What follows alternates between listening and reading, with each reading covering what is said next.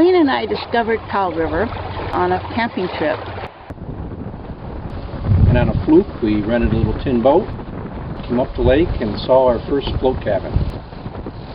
We fell in love, and then went searching. Welcome to Hole in the Wall, cabin number 3 on Powell Lake, the third cabin that our friend John built.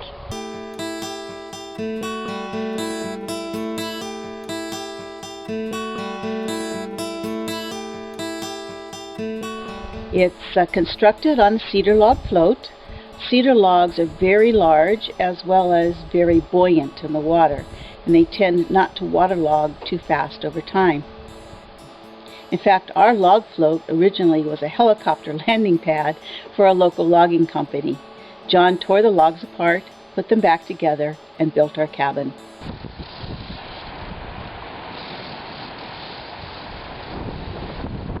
Hole in the Wall is a traditional area for float cabins since the mill was built at the beginning of the 19th century.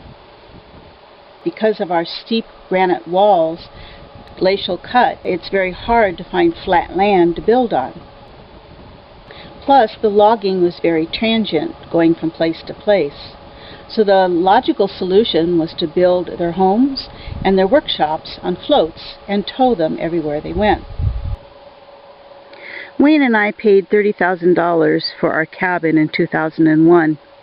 Our rationale was, at the time, $30,000 was somewhere around $25,000 US. That would be about the same as taking a fancy cruise. So for the investment, even if it didn't work out, it would be a good investment.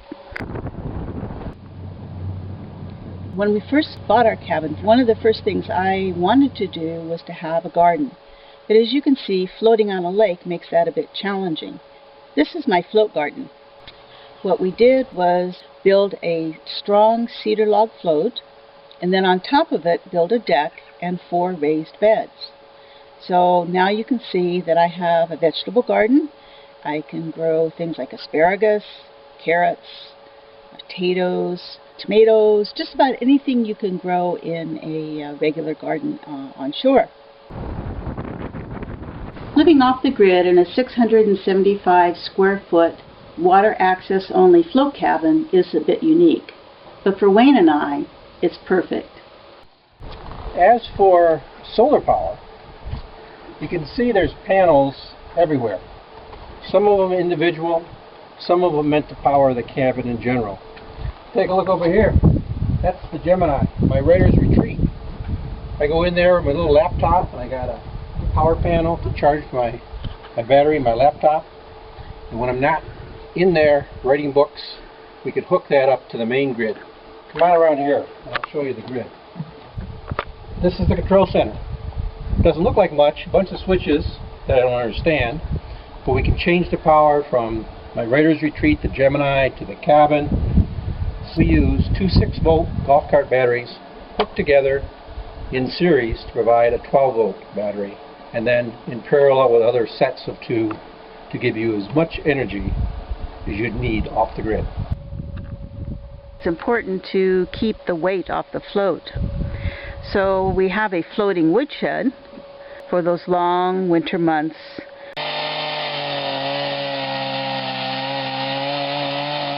Wayne and I sometimes call ourselves city folk. That's the life we had before coming to live on Powell Lake. Margy and I moved in on a part-time basis, still teaching in Los Angeles for me, and Margy, an educational administrator down there.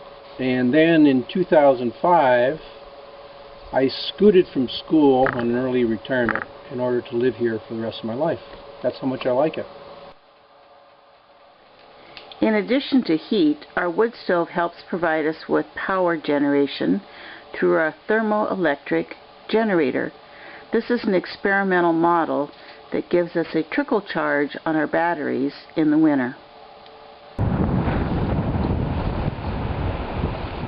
Living off the grid makes for a very simple life. I know how much electricity I have. I have just enough to get lights and charge batteries and run computers and a cell phone to keep a voice link with my mother who lives in town. Up the stairs is our loft bedroom. Just all the things I don't need is what I think about when I'm up here. I don't need a lot of light. I don't need a lot of electricity. Accommodations are small, but we have everything that we need. We have a nice big double bed made from 2 twins. A lot easier to get up here. I need a little propane to cook with. Propane makes things like stoves and refrigerators easy. We get our water directly from the lake. A pipe goes down below the cabin, and we draw the water with a hand pump.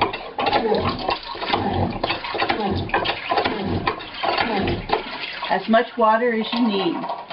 Now, because the water goes back to the lake, we want to be very careful, and we use only biodegradable items, as well as make sure we wipe and clean everything before it actually goes into the sink.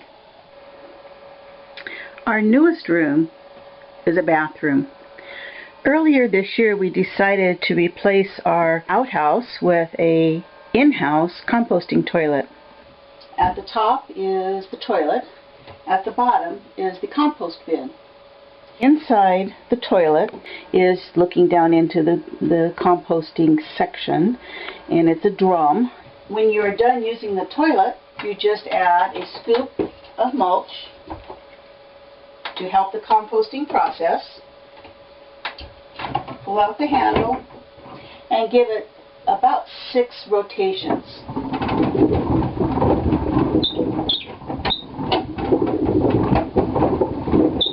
There really is no odor. One of the reasons that there is no odor is we have a fan going. It's at the back of the toilet, and it runs all the time, helping to suck the air up through the exhaust pipe through the roof. We chose the off-the-grid model, but we do have a solar panel and a battery dedicated to the fan. The rest of the process doesn't involve electricity. When the drum becomes fairly full, there's a process for turning it backwards and letting the compost fall into the tray. You leave it in the tray for a couple more weeks, and then it's ready to take out and put in either an ornamental garden or in the forest. To get to the top of our cliff, where our old outhouse and my potato garden are, you have to go up 4 flights of stairs. This is my hillside potato patch. It's one of the few things that I can grow up here that the critters don't seem to bother. And I call this my double-barreled watering system because it has 2 55-gallon barrels with a tarp to collect rainwater. So as it rains, the barrels fill, feeds a hose, and through gravity, I'm able to water the potato garden. With my float garden and the pots on the deck, I can grow some great things to eat during the summer months. Without this floating garden, though, it would be almost impossible. The potatoes up on the hill are about the only thing I can grow on shore that the critters won't eat. But the floating garden is on a pulley system. You can see the ropes in the water.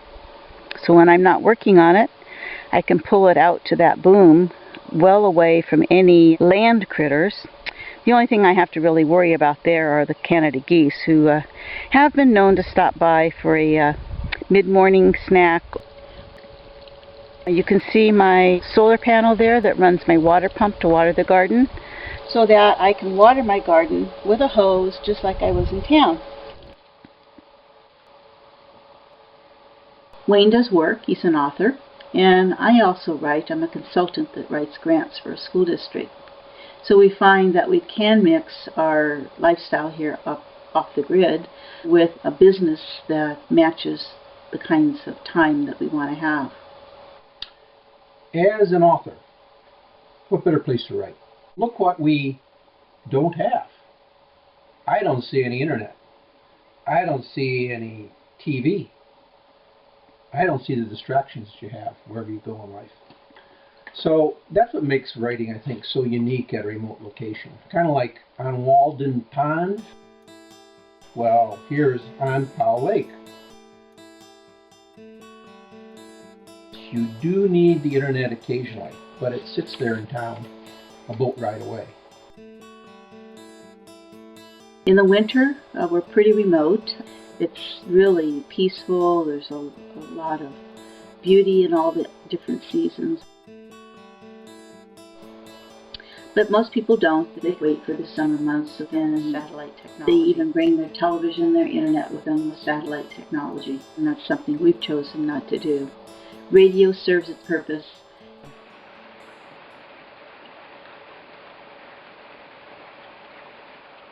So I'm not totally without comforts of home, I guess you could say, but I'm with all the comforts of living in the middle of nature.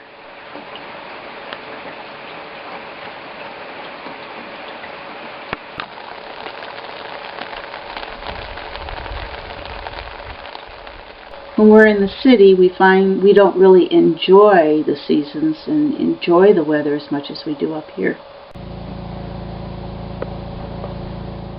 Sitting inside the cabin, we can also watch the weather around us.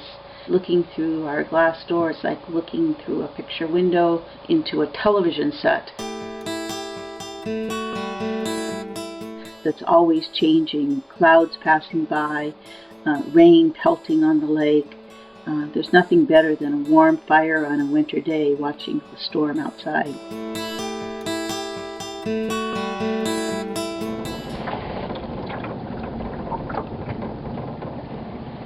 There isn't a day that goes by that something different happens. Bears swimming by in the lake, geese waking up on the logs, loons crying in the water, fish jumping. There's just so much. Yeah. Woo. Way to go, guy. Way to go. When we're in the city, we find distractions. We don't have time for each other the way we do at the cabin. Plus, we don't have time to enjoy nature that's all around us.